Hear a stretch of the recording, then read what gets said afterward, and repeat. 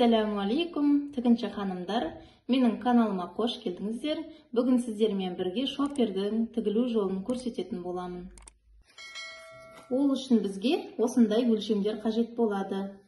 Ұзындығы 80, ені 35 см, және ручкасіне сумкамыздың ұзындығы 80, ені 7 см, екі бөлшек қажет болады.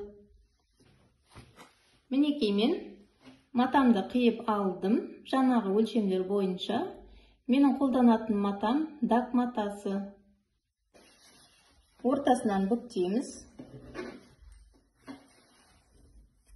Екі шетінен бастап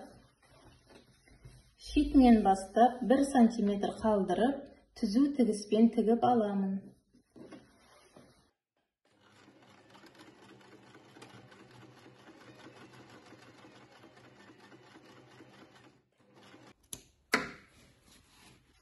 Мінекей мен екі жағынан тігіп алдым. Ендігі кезекте осы мына шетінен бастап, егер оверлогыңыз болса оверлогтаймыз, болмаса зигзаг тігіспен тігіп шығамыз.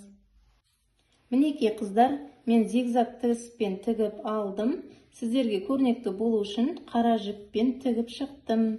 Ендігі кезекте табанын тігетін боламыз. Осылай қалдырсаңыз да болады, бірақ мен табанын былай тіккім келіп тұр, сол кезде әдемілеу болады. Сумкамыздың табанын осылай қоямыз. Мінекей, осылай қойып аламыз да. Өзіңе керек өлшеммен осы жерді сызып аламыз. Мен 3 см қылып сызғым келіп тұр. Екі жағында осылай сызып аламыз. Содан кейін осы жерін түзу тігіспен тігемін. Міне мен тігіп алдым. Енді артық жіптерін және мына бұрышты осылай қиып алып тастаймыз.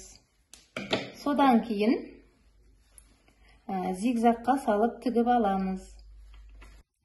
Мінекей мен табанын тігіп алдым. Сол кезде осындай болады. Енді шоперіміздің жоғарғы жағынан 2 см қайырамыз ішке қарай. Және тағы да 2 см қайырамыз. Сосын утюгпен бастырып шығамыз. Енді сумкамыздың ручкасын тігетін боламыз.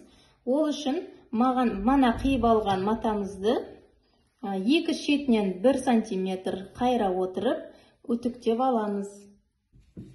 Енді ручкасын аламыз, міне, екеуін қосып, осы шетінен бастап түзу тігіс тігеміз, және мына бетінен де шетінен тігіс түсіреміз.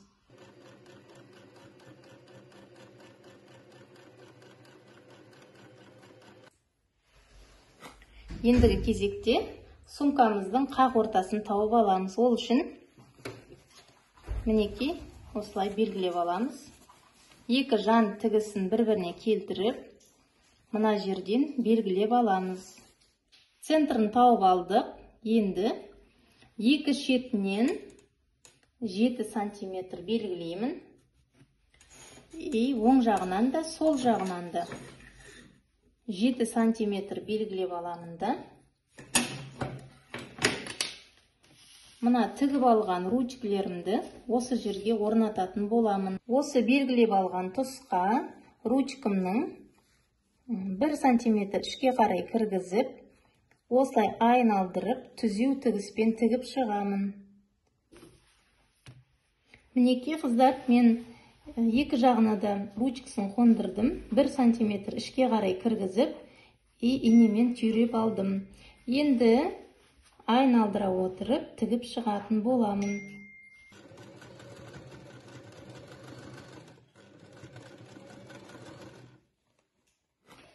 Ендігі кезекте шоперіміздің ручкасын жоғары қарай көтеремізді. Үстінен, осы жерден X-образный тігіспен тігіп шығамыз әдемілік үшін. Осымен шоперіміз дайын. Артық жіптерін қиямыз және бір үтіктеп аламыз. Егер де сізге ұнаған болса, лайк басып, төменге комментарий жазуды ұмытпаңыз және каналға тіркеліп алыңыз.